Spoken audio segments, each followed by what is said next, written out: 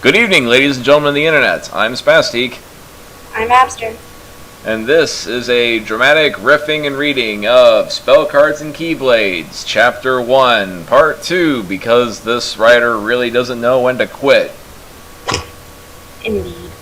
When we last left off, two random people fought outside of the Scarlet Devil Mansion. Their names start with the letter K and end with an A, so we're not really entirely sure who they are. There's no difference. The writer even messed up their names, so don't be concerned. Also, Reimu's apparently in a giant crystal. Not sure what to say about that. Don't question it. There's no need to question it. You're not going to get an answer.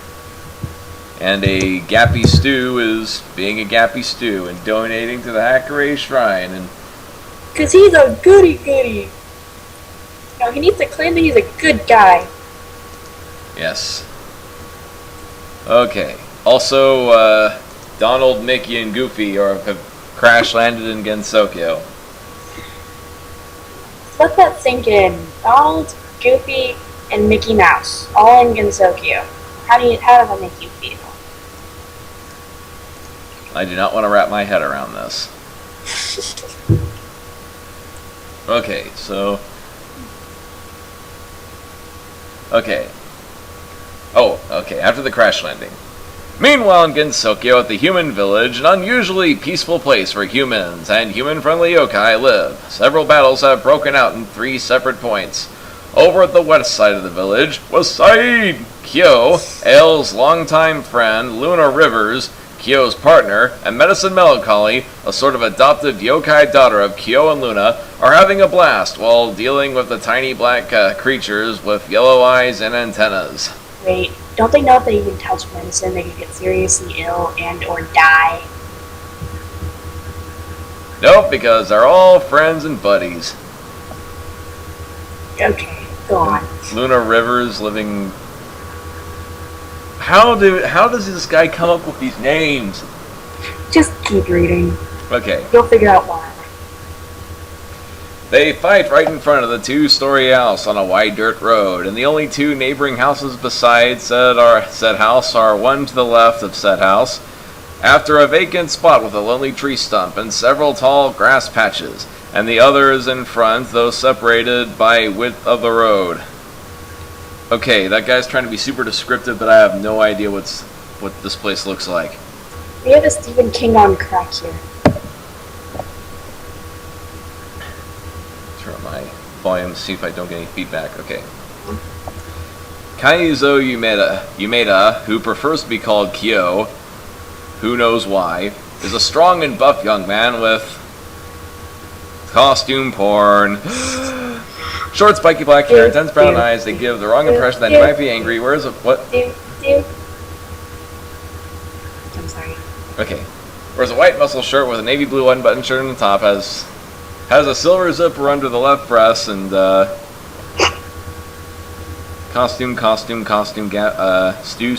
stew. He holds a steel Japanese sword with a hilt that seems to be on fire on his right hand and a Do you round mean a white. flaming katana? They have to say Japanese sword, because all of us gaijin don't know what it is. Okay.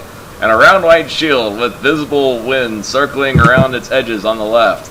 He stands firmly on the ground, cutting 3 of the creatures in half with one swing of his sword, and once his area is clear, he looks up and shouts, "Luna, Medicine, don't take these things lightly." Flipping around in the air is Luna Rivers, whose real name is Catalina, but that's an old story now. Kingdom Hearts character, as I believe.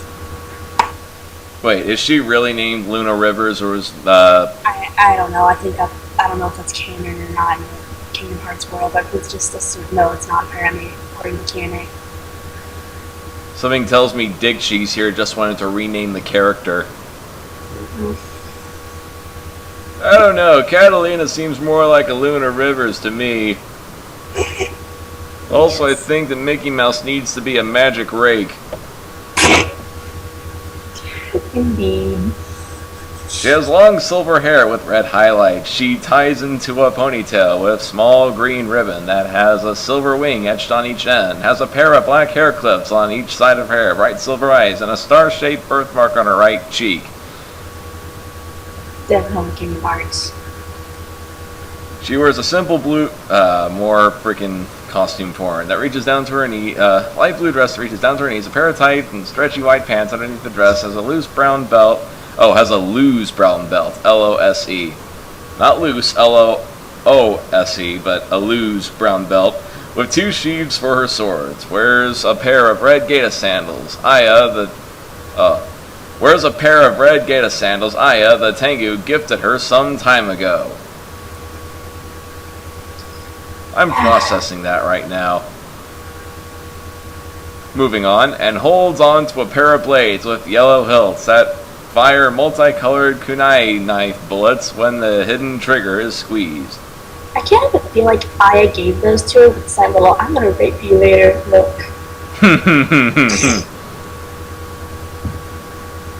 Like, I want to see you wearing these, and a smile. Yes. Yes. Let's see.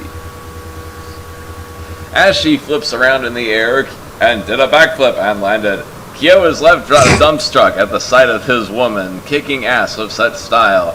And after his woman, compared to being called his partner. So wait, is Kyo an original character? Yes. Okay, waifu alert, waifu alert. Kicking ass with such style, and after enjoying the sight of her tight white pants while she jumps around, he sighs and raises his shield in time to strike one of the black creatures on the face. Yes, being in combat and risking your life is the perfect time to woo over your love interest. She's staring at her in combat, not only just seeing if she's okay, but looking at her womanly figure, let's say. When you should be paying attention to the next thing. Situations. What's gonna decapitate you next? Yes. Luna notices he's looking at her, lands on the dark blue roof of the two-story house, blushes, then shouts back, I don't have a voice. I'll just do the PewDiePie thing. Why don't you focus on the fight and leave the perverted thoughts for some other time? I think just imagine her as a teenage girl with a pretty with a serious tone. Well, if this guy's not going to put any effort into a story, I'm not going to put any effort into impersonating these people. 1 second. Why don't you focus on the fight and leave the perverted thoughts for some other time? Alright, I'll leave you to do the voices for her. No promises we're gonna get on the spot every time. Repeat that? I don't know. Okay. On the ground in front of the two-story house, a thick purple smoke cloud starts dissipating as the voice of a young girl can be heard shouting, Oh! Take that, you disgusting little roaches! Oh, you want more? Come and get it!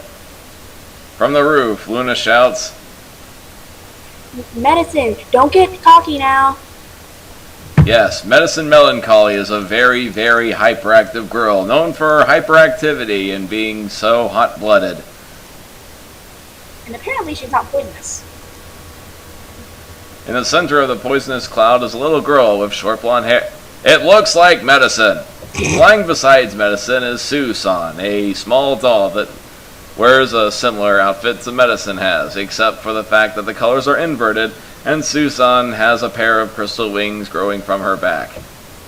Though Medicine does look like a little human girl that somehow spews out poison from her pores, fingers, and mouth, it is known that she, too, is supposed to be a doll. Who'da thunk? Medicine looks up to Luna, smiles confidently, then says,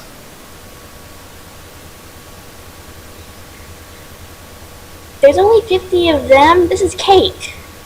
Kyo's shield comes flying from Medicine's left, flies around her, turning Several. Oh, I'm just looking at the comments and... Okay. Flies around her, turning several of the creatures into dust, and flies back to Kyo like a boomerang. I have a feeling that once this is over, Luna's just gonna hug her and then not realize she could die. She's not going to. She has Sue powers. In fact, every character here has Sue powers. Or rather, just ignoring continuity powers.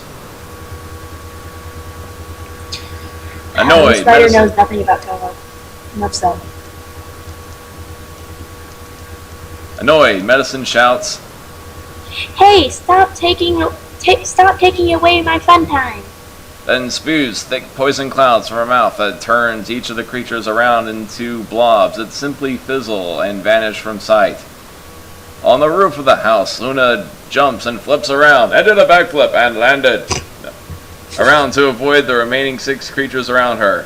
And as she does so, she swings those swords with deadly accuracy, destroying those creatures with ease without harming the house. So basically she's a Yomo wannabe. Yes. Which leaves the question, why not just use Yomu? And another thing about the bat, I'll save my comments for the end of this. Let's see. On the roof of that, After they are gone. Okay. After they are gone, Luna jumps towards the closet window and takes a closer look, passes her fingers... This? What? I think it's supposed to be closest, even though it says closet. Okay, towards the closest the window, it takes a closer look, passes her finger over the glass, and shouts, "Kyo, darling, these windows need cleaning." Priorities. On the ground, Kyo swirls in place with his shield and sword held tightly on his outstretched arms, defeating the last 3 monsters that were jumping towards him with their black claws, ready to strike. Then looks up to the roof and shouts, "Fine, after we check on K&A and the girls, come on." Without another word, Luna jumps on the roof, and Medicine and Susan fly out of the poisonous clouds, and all 3 rush towards the center of the village. And now for my little rant. The thing about action scenes is that they're like any other normal scene, but you just replace the talking with fighting. But normally a scene has to move towards an end goal, and here it's just fighting for the sake of fighting. It's like, oh no, we have all these creatures. Luckily I have these powers to defeat them. Oh no, we've hit a spot where my powers won't work anymore. Luckily I just remembered I have some other powers that I wasn't using previously. Good thing I have those Sue/Stu powers to get me out of this, or that would have been dangerous. You know, something that would make people bite their nails and be on edge and worry about me. But don't worry, folks, there's no need to worry about me, because I'm invincible. Because I can just pull powers out of my ass. Indeed. Which in itself is a power. And Yomu and HTF are booing. Oh god. Okay. At the center of the village, there is a large building and what looks like a small tower with a golden bell in it. Hold on, am I, 1 second, okay. Thought I wasn't recording. At the center of the village, there is a large building, with what looks like a small tower with a golden bell in it. And in front of the building is a large gray statue of a dragon with jeweled glowing eyes, which are glowing bright red at the moment. I'm gonna be honest, I have no idea what the hell this is. Around this statue are a few stone benches, various flowers that seem to have been trampled just a few moments ago, and a few scattered trees on the grassy spots that appear to be used for picnics and such. Again, this is sounding like Rio Abstract's Gensokyo. Yes, I'm pretty sure they teamed up to do this. I wonder if these characters registered themselves with the freaking... Village Hall? Yeah. I was gonna call it the Third Reich, but... Anyway. A woman and a girl jump and fly around the large building while blasting away many annoying clinking monsters with metal helmets that seem to be after a particular little girl who is being kept inside the large school while guarded by another young-looking girl. Wait. This is supposed to be Kiane's school, which is a low-budgeted, attending rating village school. And yet, look at how it's described. And everyone likes to call it describe it as like an Ivy League place. Hogwarts. That's Kane's Ivy League college for mutants or whatever. Let's go on. Okay. This school belongs to Kane Kamashirasawa, which also serves as her home, and the girl protecting the targeted little girl is called Akio of Hieda, Gensokyo's chronicler, who is also known as the child of Miyare. Wait, she can't fight. I was Akio for the longest time. She does not fight. The only power she actually has is to remember everything she's seen from her past lives and this life. I am calling bull. She has sort of purple hair that it looks like IQ. One of the creatures. Oh, there should be a drinking game. Every time we say it looks like blank, take a shot. Yes. I guarantee by the time this fic is over, you're going to be drunk if you're drinking water. I'm drinking tea. You'll get drunk faster on that. I have tea wine. Don't ask me how it's been made. It's magic. Yes. She has oh yeah. One of the creatures gets close to the door before a tiny spike strikes its head and sends it flying away. Then Akio, after recovering from her fright, shouts, you gonna do this one or should I do it? You can. I only have 2 voices. Well, right now I'm drinking soda, so it'll be hard to do the voice. I'll just do a Kane, there's just too many of them. Oh God. Kane, the woman with long silver hair. It looks like Kane aims her finger at the same creature that got too close, ending its life and turning it into dust with a blue laser beam that flies out of her fingers. Then shouts, Renko, I'll hold them off while you go get help. Take a shot, though. You forgot to take a shot. So wait, Renko is in the is in Gensokyo. Apparently. Who is that? Again? She's a skeptic from the music series who absolutely does not believe in anything supernatural. Right. The girl helping Kane has, it looks like Renko. Unlike Kane's, couldn't defy gravity and, let's see. Wait, don't take a shot. I'm not forget to take a shot. Flies upside down as she summons more stone spikes from the ground and gestures her hand to send them flying straight at the monsters. Suddenly she has powers. Don't ask. She flips to land on her feet after her stone spikes knock the monsters down for a moment. Then looks at Kane and asks, This is your voice. Okay, This isn't any of my people. I'll just do a generic one. But are you gonna be alright? Kane fires several blue laser beams around Renko and finishes off the 3 creatures that recovered from Renko's attack, then shouts, Go! The faster you move, the better!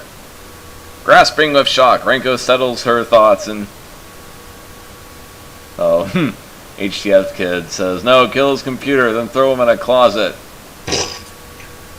And Ustreamer 567298, I'm drinking Cherry 7-Up, and I would also like to kill this fan. Well, I kind of agree with HTF's. I will be there with an assault rifle shortly. Okay, gasping with shock, Renko settles her thoughts, nods at Kane, turns to the west, but just as she's about to move, she notices the jeweled eyes of one of the dragon god statue on the very center of the village are glowing intensely bright red, and this actually startles her to trip on her own feet. 5 of these creatures, making that annoying clinking sound, rush toward the human girl to finish her off. Kane calls for Renko, but she's too busy with 8 more of these creatures that threaten the school to manage to spare a helping laser from her for her friend. Renko Osami has no choice now but to cover ahead and pray, and her prayers are quickly answered by a Deus Ex Machina, more than likely. Before the creature's claws can get too close, there is a manly roar, the sound of metal ringing against the wind, and all the creatures disappear from sight, leaving a pink crystal heart that flies off to the air. Ooh, a heart! Ooh, a Deus Ex Machina. This is like okay, fight scene's gone on long enough, let's just clear out all the enemies. Control A, backspace.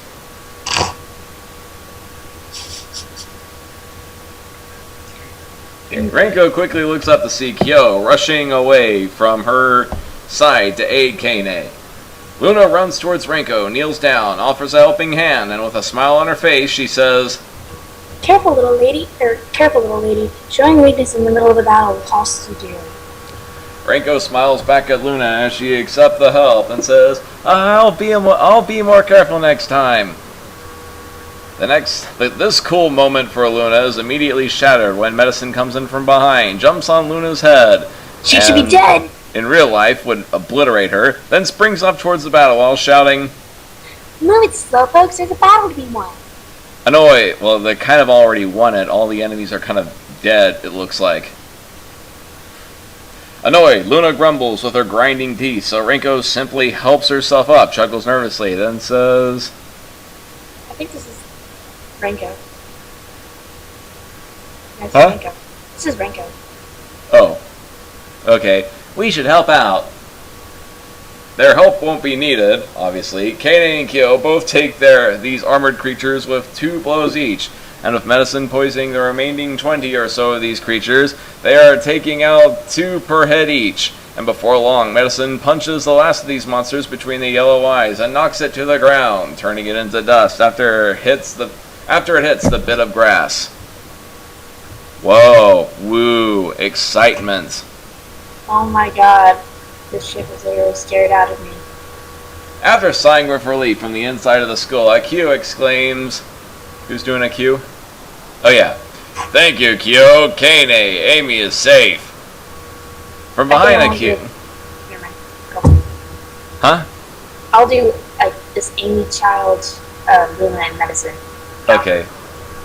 From behind a Q, a small girl with short black hair and to twin tails, wearing a brown baggy robe tied with a brown rope and a waist costume porn. Walks out of the school and towards Kane, bows down, giggles, and then says, Thank you very much for protecting me, Kiane-sensei. Kane looks up to the sky in sighs of relief while rubbing her forehead with the right hand, then turns to the girl, smiles, and says, You're welcome. It is also my duty to protect students as well as the village. Curious, Renko asks, Why are those creatures so interested in this little girl? Amy angrily shouts, My name is Amy, you big jerk. Then sticks her tongue out at Renko. This is a sympathetic character. I hope she gets run over by a bus. I know buses don't exist in Gensokyo, but they will in a moment. No, but surprisingly enough, Village Hall does, so who knows. Where are your papers, citizen? Feeling a bit ashamed, Renko blushes while looking away, then says, Sorry, then remembers the dragon god statue's eyes and says, Oh, that's right, the dragon statue. Before she could say more, there's a loud explosion from the east. Then Kyo and Kane at the same time say, More trouble ahead! Before Kyo moves out, Luna looks to the sky and exclaims, Wait, oh. Oh, what now? Look up there. and points to the southeast. Yes, we can totally tell where everything in this village is located by pointing north, south, east, west, and Dennis. This fic and the word west. I don't think they know any other point in the compass.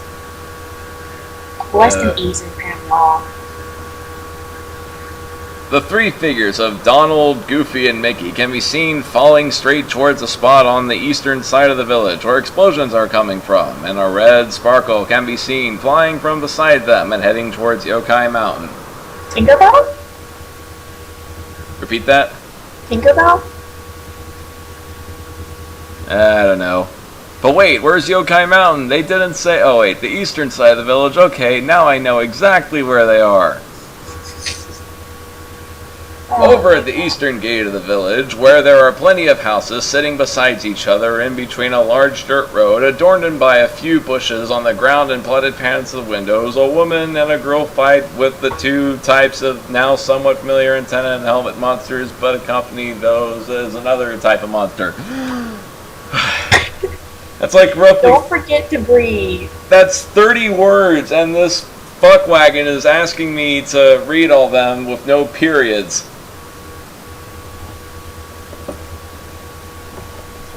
These have wings and fly around like experts. Great, now you give us the tiny sentence. Why don't you just put that in the rest of your comma porn? That's what this is, comma porn. It is. Speaking of blank porn, here's more costume porn. They have jagged mouse, pale blue skin, large red claws, brown bat wings, have light brown kneecaps, wear a pair of brown shoes with blue tips, a brown aviator's cap with a propeller on it, yellow goggles around what would be a monster's face, red and black emblem on their chest, and a pair of silver gauntlets on their wrist. Take a shot.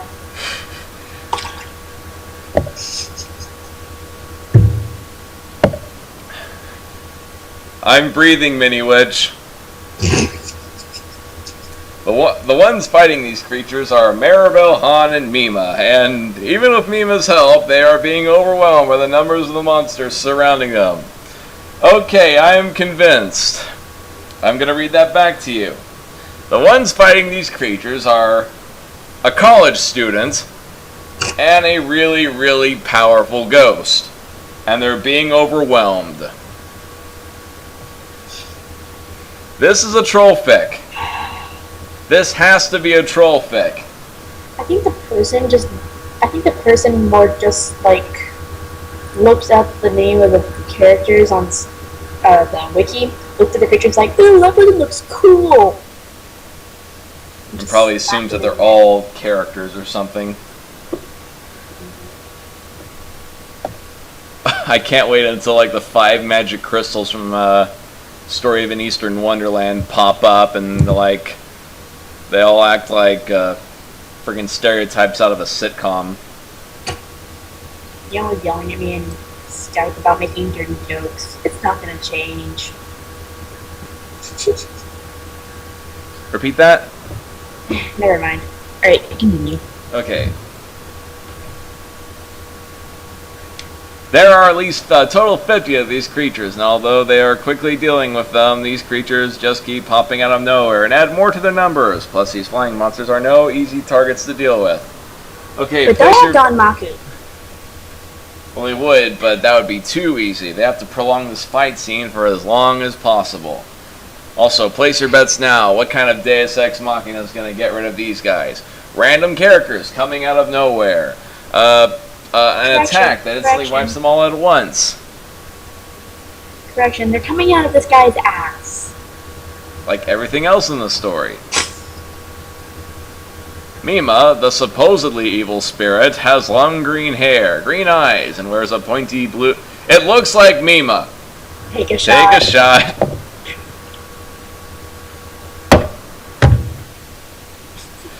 She uses red lasers, lightning bolts, and fireballs to deal with the creatures, finishing off one in one blow each. But they keep taking their fallen monsters' comrades' places. Frustrated, Mima shouts. I was able to do this voice in a previous video. Stop regenerating, you little creeps! Pretty kitty, we may have to retreat.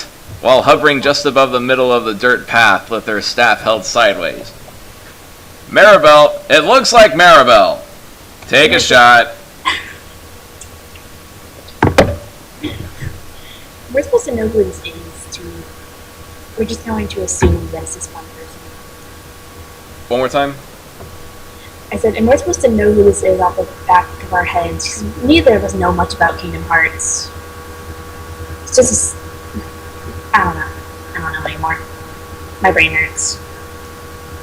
I think even the people who know about Kingdom Hearts are head desking right now. I think Kate is. Okay, she, as in Maribel, flies towards Mima, stands with her back against the evil spirits, and replies, who's doing this? Do you want me to? Yeah. Alright. You may be right. I'm starting to get tired. Because, oh no, I have to give up so easily. Don't worry, there's absolutely no tension in this scene whatsoever. The annoying clinking sound of the helmet monsters warn the girls they need to prepare themselves for another assault, but before they can fly into the action, they are reminded that the flying monsters when the whirring sound of their propeller caps reaches their ears. Mima clicks her tongue and glares up to the sky to her left, lifts her left hand, then shoots a magical fireball that explodes violently against the flying monsters, finishing off 5 of them and causing the remaining 10 to scatter. Maribel shouts, Alright. Good one. Then she and Mima take flight and deal with the antenna and helmet monsters. Maribel is suddenly overwhelmed by at least a total of 30 monsters, while Mima, though facing about what she believes are about 40 or 50, smiles as she fires 3 piercing laser beams from her fingers, finishing off a good number of monsters in an instant when the beam explodes violently, yet more keep coming. Hold on. I am about to break my face through my laptop. Because Mima is a yokai who is armed to the teeth with spell cards, yet she intends not to use any of them. I'd like to think that Mima, like the PC-98 characters, didn't have spell cards, but just like spell attacks, but still, this is inexcusable. Don Maku, does this person even know what that is? Ow, my head. Nope. But worse, all these action scenes are devoid of action. It reads more like a police report.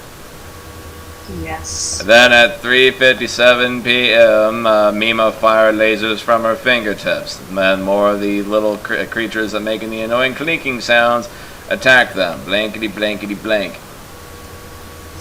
In good action scenes, they tend to emphasize the characters' reactions, and they also tend to focus on their tactics as opposed to who's attacking what when. In fact, look at most video game design. Like levels, like if you look at Half-Life 2, it's all about adding bigger and bigger limitations and weaponry to the character, as opposed to just adding more and more enemies. Wait, Spazzy, can you remember how you said that stories and movies and stuff are a point of reference? Repeat that? Remember when you said that stories and movies and such are a point of reference for in some cases? Yeah. This is not that case. At all. Well, of course. And Whoever says is on crack. I think I've mentioned this multiple times in some of my little story lectures that I do on my stream occasionally, but like the original purpose, going back to the old like back when the Homo sapiens were surrounded by Neanderthals and Cro-Magnons, storytelling was their survival tool. The Neanderthals basically did a bunch of in-jokes, and Cro-Magnons did stuff like this, police reports. That's the gag I like to do. Just to simplify it, it's a little more complex than that, but still. This is not storytelling. This is information relaying, and it's boring. It looks like a poorly written textbook. Yes. And it's part of our biology to absolutely destroy poorly written stories because they're dangerous to our survival. Yes. All of the biology class. So technically, we're basically protecting society by ripping this. We should be given a medal or something, because we're doing a good deed here. Yes. Anyway, let's get back to saving society. Maribel is immediately we already did that one. Maribel aims her open hands at the group of monsters. Then pink and red energy hearts fly out of them in great numbers. Why not use Satori in this one? I'm asking you, Ryder. I know you can't hear me, but I dare you to respond. Alright, she's just picking names out of a hat. Yes. Though it takes at least 3 to 5 hits to deal with the one just now, the amount of hearts shot by the girl are more than enough to deal with the many creatures at once. Why didn't you do this sooner? Because they always get their powers. I remember. God. One of the helmet monsters crouches just before Maribel's heart reaches it, and manages to successfully protect itself from the impact. And to its luck, Maribel doesn't notice. Taking advantage, the creature starts spinning around on the ground like a top, with its claws and left foot spread, builds up speed, and then rushes towards Maribel. Then she feels something striking her hard on the back, making her gasp and flinch. And that's when one of the flying creatures swoops down from her left and tackles her ribs, sending her flying against the nearby house. In front of a house. Mima quickly notices this and turns her back on her enemies to call for Maribel. And that distraction is all these monsters need. 5 of the helmets and 3 of the antenna monsters jump on Mima's back, knocking her and pinning her to the ground on her stomach. And after she grunts and attempts to push herself up, she shouts, "Get off of me! Damn it, you're heavier than you look!" Mima watches with horror Mima watches with horror as more of the creatures surround and trap Maribel on the ground, and desperately calls for the girl while she too gets surrounded by the monsters, all eager to sink their claws into her back.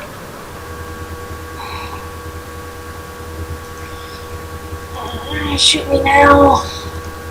And you know what without looking ahead, I just know that because the characters have finally been quartered, it's Deus Ex Machina time. So let's see how they get saved now. No, what? Sorry, I'm not spoiling, I'm just making an observation. Watch that other guy, Kyo or whatever, come in and swoop in again and kill them all in one swing. Looking like a complete badass, like most Scabby Stews do, in front of the girls. Could you repeat that? You're coming in a little muffly. Darn it. Never mind. Continue. All the creatures suddenly stop and look up at the sky, then where 3 faint screams get louder every second. Before long, the bodies of Donald, Goofy, and Mickey, in that order, fall to the ground, Mickey's impact cushioned by Goofy's back. Donald, however, took the full force of the impact, plus his body used as a cushion for both Goofy and Mickey.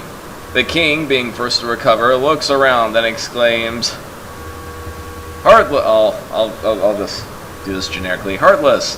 Jumps off of Goofy's back, then sums to his right hand something that looks like a giant crooked key. This odd item has it looks like a Keyblade. Take a shot. Oh god. I can feel me getting drunker and drunker by the minute. Let me turn up the Skype volume. There we go. Above the wings is a light blue crooked blunt rod with... Oh yeah, it's still describing the Keyblade.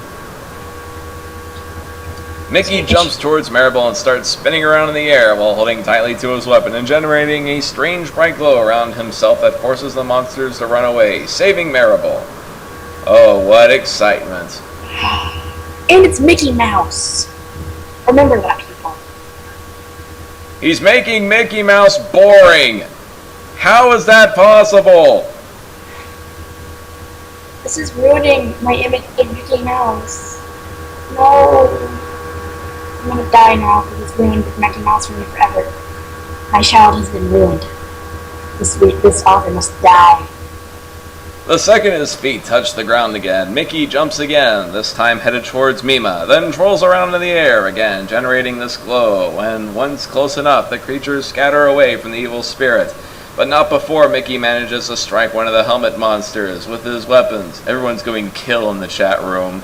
Kane Cat says, "This is ruining my Kingdom Hearts childhood. Raping it." Poor Kane. Just poor Kane. First he sees Diamond in the Rough, now this. But not Kane weak. Mima, let's see. Uh, Basically, Mickey spins around a lot and kills a bunch of monsters. And okay, Mima immediately gets up from the ground, gasping with admiration at Mickey and his odd weapon, and asks, "Who are you?"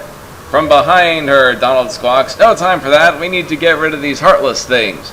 Mima looks to her right and sees Goofy, the dog creature, holding on to a round blue shield with a black motif on the center that resembles Mickey, the Black Mouse, and it's adorned by golden bands that trace the motif and the shield itself. To the left of the black dog creature, Donald, the duck creature, holds on to a small black wand with a brown wizard's hat on top, which seems to cover what looks like a blue robe adorning a humanoid's torso. After looking at the strange guest, Mima rubs her chin in thought, then says to herself, "So these are the things called heartless, huh?" Maribel runs to Mima, breaking from her thoughts, then says, Come on, we have to help them. And the chat is going nuts. Nuclear Falcon says, "Bit him up the ass of a spiky strap-on." I say add rust to the equation. 1 second. Here's what I'd say for most cases like this. Screwing this author up the ass with a chainsaw followed by a pickle.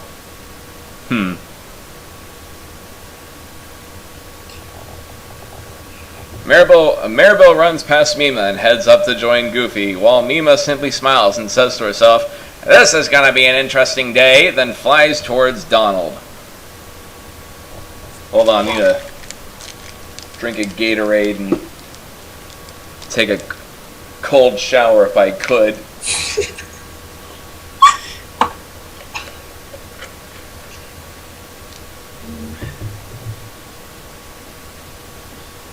I have some Tylenol. God knows we need it. 567298 says, "I'll shove a baseball bat up his ass until he becomes a popsicle."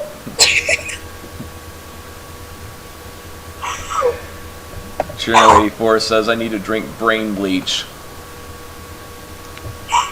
Oh my god. Oh. Something tells me this is going to get worse. And remember, folks, this is only the second half of Chapter 1.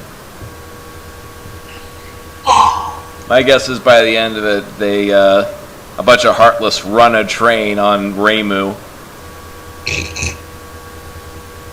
I wouldn't see that now. I have to see that now. Alright. Now, I've only read the first chapter and the majority of Chapter 2. From that point on, I'm going blind. Okay. Nuclear Falcon says, "Reimu, no!" Okay. And Mini Witch 3 puts Willie GR in a toilet filled with stuff and syringes filled with something. Oh my god. Okay. Maribel joins Goofy and assists him as they fight the horde of 30 of the Heartless, 14 of the antenna creatures, and 16 of the helmet creatures. Wow, this information adds so much to the story. I really feel like I'm there. Except I can't see anything, I can't smell anything, I can't feel the emotions. You get the idea. But I know the numbers. It's like a math test. 1 second. So, Mima can't handle these. And then Goofy comes in and he goes all badass on these guys. Explain this. Explain this logic. There's no way. Goofy is stronger than Mima. It's, according to this guy, logical. Give me this guy's name. I am suing him. I'm not going to sue him. I'm going to shoot him up the out. You're not legally smart enough to exist. I don't think he's even legally retarded. Is there anything lower than that? Willie Willie GR, that's what it's called. Like at the beginning of Forrest Gump, they said, "Yo boy is different." Then they have the retarded, then super retarded, then Willie GR at the very bottom. Like it's just text floating in the air, it's not even on the page anymore. Oh my god, I'm dying of laughter. I may not be a smart man, but I know the Mima's a lot stronger than Goofy. I'm dying over here. I'm dying. Okay, while Maribel shoots her magic cards, Goofy charges with his shield in front of him and smacks the Heartless as hard as he can, making a disturbingly loud clunk when tackling the monsters. Mima and Donald find themselves surrounded by 20 of the helmet monsters, but neither looks worried. Well, of course not, because as soon as something bad happens, they're going to be saved by something. No, Mima's gonna remember her powers. In fact, both smirk almost too confidently before both unleash bolts of lightning. Mima's blue and Donald's yellow, that spread around a very small area after touching one of the creatures, taking out at least 2 per strike, and weakening about 5 more that stand close to the initial targets. If we did a drinking game where you just took a sip every time this guy mentions a number, we would be dead from just liquid consumption in the next 20 minutes. In fact, I'm gonna blow on this kazoo every time there's a number, and that is basically... Oh, God. will simulate how annoying it is to anyone who finds this not annoying. And you can see now why I chose this to riff. Yes. Mickey runs behind the left side of the house to confront the 10 remaining flying Heartless, and although seemingly outnumbered, Mickey bravely faces them with his odd blue and white weapon on hand. Before the Heartless can attack, Mickey is already jumping towards them, twirling around his weapon held tightly on his hand upon reaching them. It takes several strikes to take one of these down, but Mickey moves so fast that he's taking out one every 3 seconds, sending those glass pink hearts flying away, and every time he strikes their bodies, crescent moons and stars, sparkles fly in the air and vanish quickly. Now, why does video game logic belong in this fic? I mean, Diamond in the Rough uses like the power-up items in universe, but in fic form I plan to do it slightly less than this. Like, in fact, in the movie itself I want to reference that fairies keep supplies on them like that. But I don't know anything anymore. 2 of these creatures behind Mickey rush towards him, raising their arm and readying their claws for a quick strike. But the Mousy King drops down the ground after taking out 2 more Heartless at the last second, making the creatures miss and crash their heads together when they were unable to stop in time. Once on the ground, Mickey looks up at the monsters and watches that 2 that attacked him recover, then join the remaining 8 as they scatter around in the air. You know, this guy keeps using numbers, but I cannot envision which one is attacking who. I can't either. Just... Whatever happened to leaving stuff up to the imagination? He has no imagination. Copy. He has to copy from video games. No, he's not even retarded, so therefore he has no imagination. His whole is just a blank beep. The thought is... Okay. Oh, Dee Diz93 says, I need that kazoo. I actually got this one from Austin's Pizza during orientation for my college. And it still works. Still good. Let's see. I have one from 4th grade somewhere.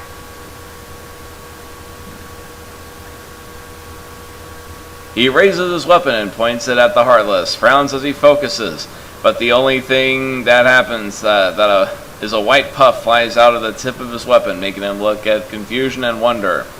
On the dirt road, Donald, Goofy, Mima, and Maribel have joined their efforts, mixing in the remaining Heartless, which are about 15 now. Then Donald confidently says, I'll handle this. He raises his wand, squawks loudly, but nothing happens. Mima looks unimpressed and sounding disappointed. She says, Seems you're out of juice, little duckling. Alright, get ready for Deus Ex Machina powers in 3, 2... Donald scowls as he looks at the green-haired spirit, but before he fires off his mouth, the dark red roof of one of the houses, Mickey, holding on to a card in his left hand, shouts, Declare your spell like this. Fire sign, Faraga. Or Faraga, however you pronounce it. Hold on. Let me just make something clear here. So, Mickey, Donald, and Goofy fall from the sky, land perfectly unharmed in any way, shape, or form, and immediately go into combat. Without... With people they've never seen before. They don't even know whose side is on whose side. Like, oh wait, well, they're fighting Heartless, but still. Okay, this person is going to get a copy of the chat. Continue. Oh yeah, okay, okay, it's, like I said, you're coming in muffly. I wonder if I can somehow fix that.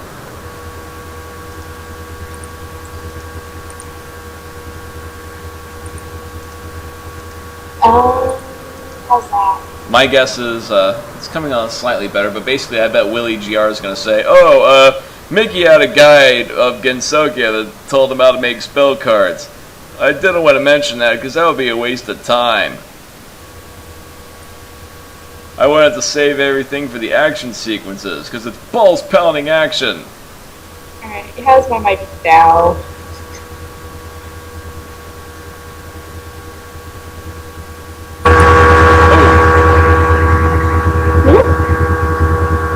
Okay, that got really loud. Okay, how's that? Now it's too quiet. Now? There we go. He points his odd weapon at the flying Heartless that are diving at him in triangular formations behind the house. Then a massive ball of fire flies out from the tip of the blue weapon, flies fast at the intended targets, then burns right through the formation, weakening the last four that were spared from the flames. Mickey jumps into the air to finish the job, while Donald turns his attention to the many antennae and helmet Heartless that are noisily running to him. Then he squawks in surprise when a small rectangular blue glow covers his left hand. Once the glowing stops, he sees he now holds a card with a picture of various yellow bolts on it, then chuckles and grins as he stares maliciously at the Heartless, raises his wand into the air, then shouts Thunder Sign, Thundara. Where does this person get his names? Why does he not know any of the Toho characters? Why didn't they do any of his research? Why is he related to real abstract? Well, I can explain. You see, Thundara kind of sounds Japanese. You just add ara to the end of it, and it sounds like it. He didn't even bother to use Google Translate. Google effing Translate. Well, what's Google? Oh yeah, Google's like a number, isn't it? All I know is it's a very big number. I'm not even going to think about that with a response. Just as the creatures jump towards Donald, Goofy, Meba, and Maribel, several bolts of lightning strike down hard on the Heartless and turn most of them into clouds of dark dust. 3 of the antenna creatures remain alive. Hidden as blobs on the ground, and when Donald confidently turns around to boast, all 3 creatures rise from the ground and rush towards the duck, tackling him on the head, sending him tumbling towards Maribel and knocking both to the ground. Okay, get ready for the next Deus Ex Machina. Goofy raises his shield, and to the right, Kyo roars as he jumps on the leader of the tiny pack. See? Hero out of nowhere. Then swings his sword with might to finish off the last of the 2 with a slice, turning all 3 into dust in an instant. Once the Heartless are dealt with, Mickey regroups with his friends. Kyo looks back and asks, "Is everyone alright?" Then looks at Mickey and his friends and asks, "And who are you guys?"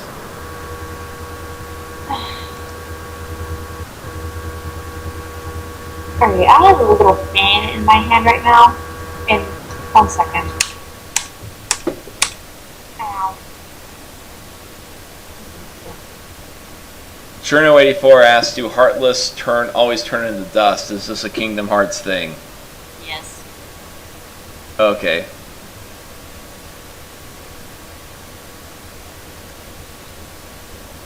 HTF says in the chat in Skype, it's a number.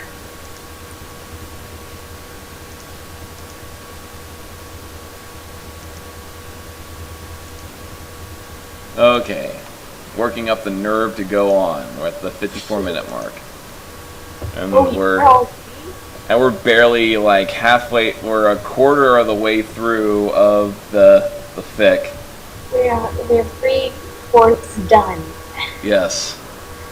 So long, not in a 30 cents mode.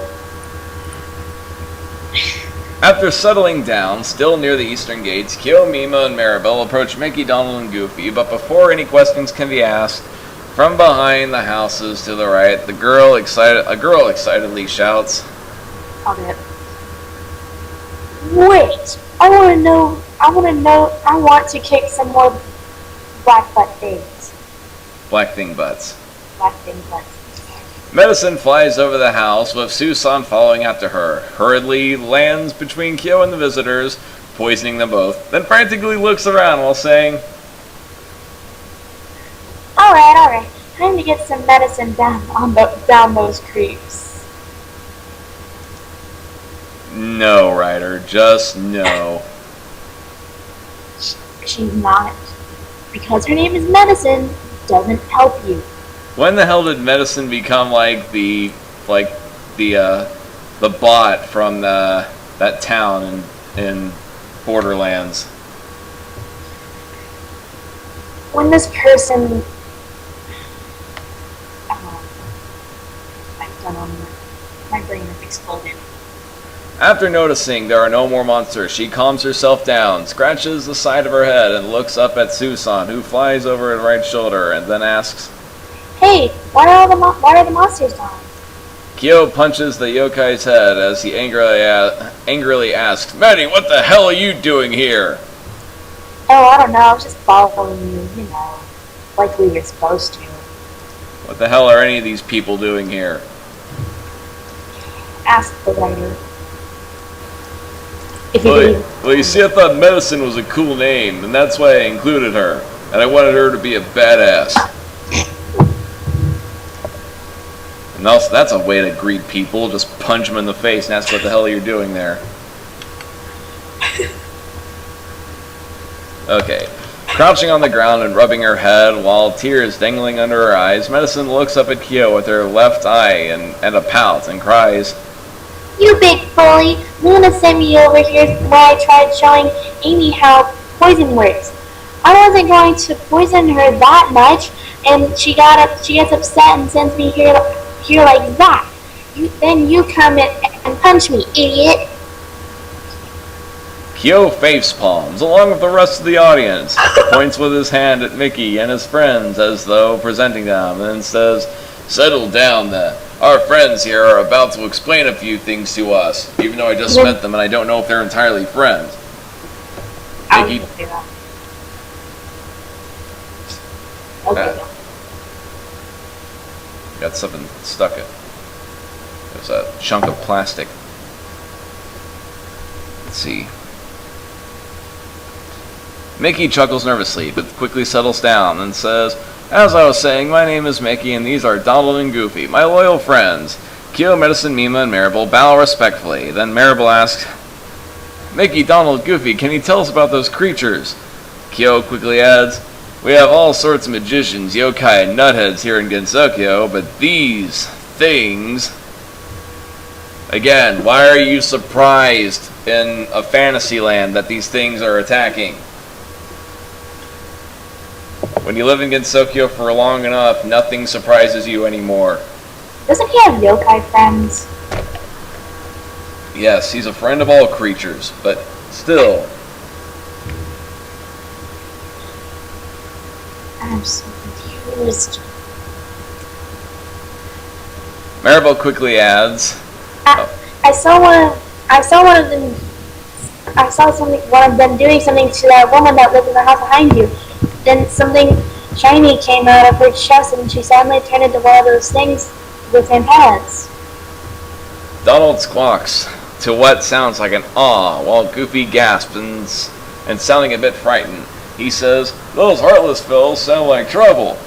Mickey hums while rubbing his chin, then says, "Then it seems our crashing here is no accident after all."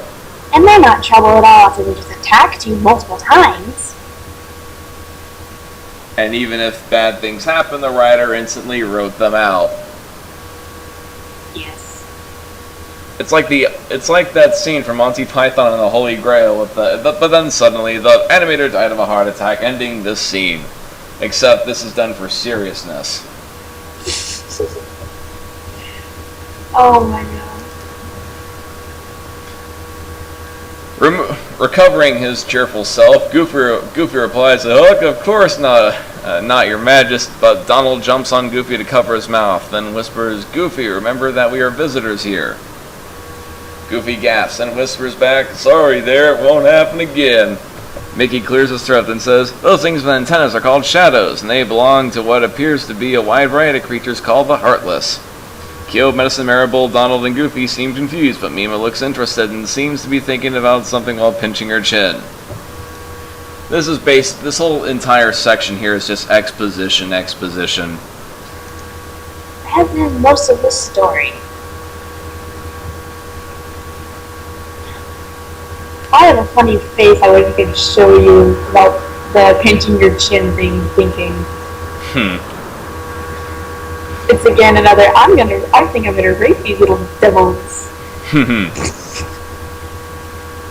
After a pause, Mickey continues, "I still don't know much about these things myself, but I do know they are drawn to the darkness inside people's hearts, and once they tap into that darkness, the one attacked becomes heartless as well." Marable gasps, sweats while fretting about, and while holding her fist just below her neck, she asks, Wait, does that mean that woman... Mickey looks away and says, "I don't know that much yet. I've only just recently learned about these creatures myself." Scowling, Donald adds, "One thing's for sure, those things sound like a real nuisance to me." Goofy nods in agreement while saying, "And a little scary too." Mima gets closer to Kyo, discreetly points with her thumb at Donald, then whispers, "Hey, did you get any of that?" Kyo whispers back, "I was hoping you did." So it's just exposition. And they're not even paying attention. Yes. Like the readers. Mini Witch 3 says, I read his stuff. It's costume porn and exposition. So basically we're going to be drunk out of our minds. Yes. After waiting for a bit, before explaining some more, Mickey says, "There's a large variety of these creatures. The ones you faced are shadows, small ones, and lieutenants of soldiers. The ones with helmets, and air soldiers, the ones with wings. The only 4 times. The only sure thing I understand about them is that they fear my weapon because it is one of the few things that can really finish them off. Most powerful, take a shot." Don't forget, blow the kazoo 4 times. It said the word one 4 times in that paragraph. I need to formalize the bad fanfiction drinking game where costume porn, take a shot, or costume porn that can be replaced with, it looks like blank, take a shot, or, let's see, it's the most powerful blank, take a shot. Description porn.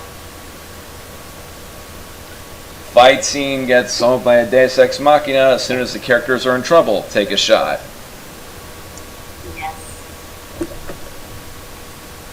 Mickey closes his eyes to focus, summons a funny blue weapon, and before he can explain, Mima gets closer and startles all when she pushes her way towards Mickey's weapon.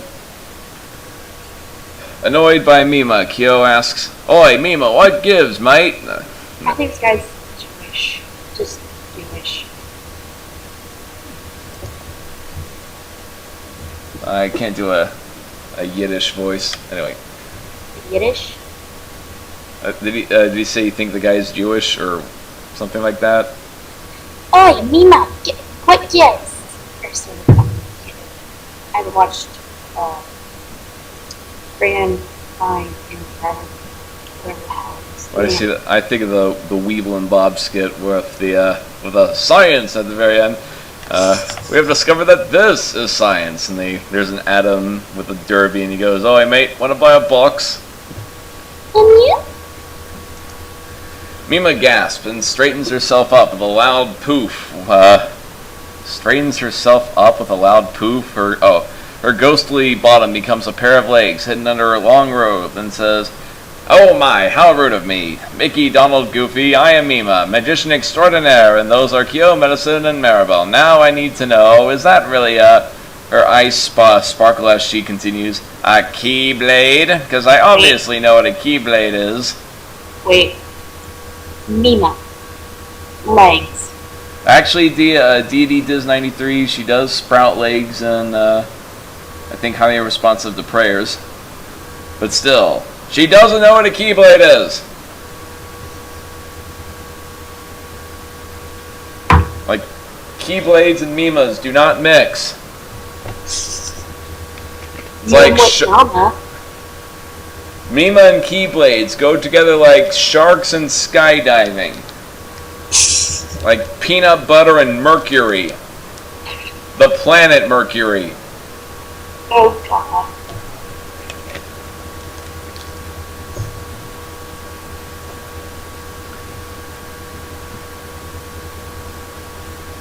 Let's see. Mickey gasps in surprise, while Kyo and the others look quite confused. Kyo going as far as scratching his head, while a yellow question mark appears floating above his head. It's just like one of my Western animations! That doesn't quite work as... I wish I could send a punch over the internet. I heard HTF is working on that. Mima turns her smiling face to her friends and says, "Let's test it out." Then turns to Mickey, grabs his Keyblade, then tosses it away, making it fall to the ground, where its tip stabs itself into the ground like a sword. Mickey, understandably upset, exclaims, "Hey, what you do that for?" To everyone's surprise, the weapon suddenly disappears in a flash of light, then appears back on Mickey's hand as though nothing ever happened. Is that a Kingdom Hearts thing? I think it would. It is. I guess it's awful. Oh, Cannon Cat sent a message over Skype. Let's see. Nuclear Falcon was IP banned in chat, and I hate this man for raping my childhood and burying it. Let's see. I hate this man for raping my childhood, burning it, burying it, digging it back up, and rapes the ashes. Kingdom Hearts has taught me that friends will keep your spirits up no matter where they are, and if you hold on to your dreams and keep your heart strong, you will pass every obstacle, even Sephiroth. Then, this fig wants me to burn things and maim kittens. It makes me violent. I want to hurt things and stuff. Please, I thought it would be fun. A Kingdom Hearts and Toho crossover, my childhood addiction and my current addiction, but no, it's horrible. Oh, God. Quoted for truth. We need to find this guy and send him a link to the video and the chat. Okay, let's see. Where were we? Amazed, Kyo exclaims, "Whoa, that is one handy trick." Maribel exclaims, "Oh, it's like he just summoned it back." Medicine shrugs and says, It was a string, I'm sure, even though magic somehow existing in Sokyo. Well, don't you know it's being held up by strings? Mickey looks... killed Kine. Or we broke Kine. Mickey looks up at Mima and asks, "And how do you know about Keyblades?" Mima smiles smugly as she shrugs and says, "I've come across some pretty neat stuff during my time. I'll admit, though, I've never seen a real Keyblade in the flesh. It's got some interesting energy wavelengths. It's like it's resonating with your own heart, mister." So, you didn't explain how you knew about Keyblades. At all. Oh well. Mickey nods in assent, calls off his Keyblade, and then says, "You can say this sort of unique weapon reacts differently to its owner, so yes, it should be linked to my heart in some way." Exposition, exposition. 567298 says, "Boop this fanfic, I'm out of here because it's too painful." HGF said, "Now they boop with my science too." Candy Cat says, "I have to go." We're losing everyone. Crap, do we need to break this into 3 parts? Apparently so.